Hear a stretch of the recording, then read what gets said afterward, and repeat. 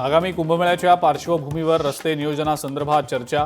नाशिक त्र्यंबकेश्वर रस्ता लवकरच पूर्ण करणार मुख्यमंत्री देवेंद्र फडणवीसांची माहिती। नांदेडमध्ये पवारांच्या राष्ट्रवादीला धक्का। तालुका अध्यक्षासह पदाधिकाऱ्यांचा अजित पवारांच्या राष्ट्रवादीमध्ये प्रवेश। नांदेड जिल्हा राष्ट्रवादीमय होणार, आमदार प्रताप पाटील चिखलीकर यांची ग्वाही। मुंबईतल्या दहिसरमध्ये ठाकरेंच्या शिवसेनेला खिंडार। शाखा प्रमुख आणि उपशाखा प्रमुख शिंदेंच्या शिवसेनेमध्ये पालिका निवडणुकीच्या पार्श्वभूमीवर पक्षप्रवेश।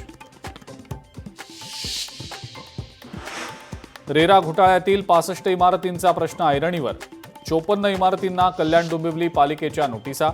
आम्हाला बेघर होण्यापासून वाचवा, रहिवाशांची मुख्यमंत्री आणि उपमुख्यमंत्र्यांकडे मागणी। तुळजापूरमध्ये समाजवादी पक्षाचं शक्ती प्रदर्शन। आगामी निवडणुकांच्या पार्श्वभूमीवर जोरदार शक्ती प्रदर्शन। कोल्हापूर जिल्ह्यामध्ये पावसाची संततधार। राधानगरीतलं राऊतवाडी धबधबा प्रवाहित। राऊतवाडी धबधब्यावर पर्यटकांची तुफान गर्दी।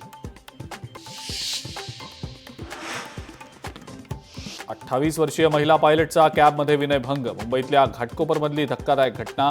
कॅब चालकासह 3 जणांविरोधात गुन्हा दाखल।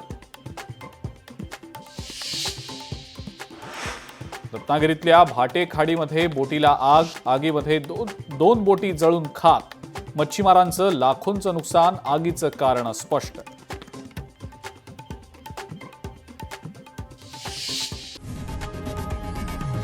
लोकशाही मराठी ऐका, पहा, जागरूक रहा।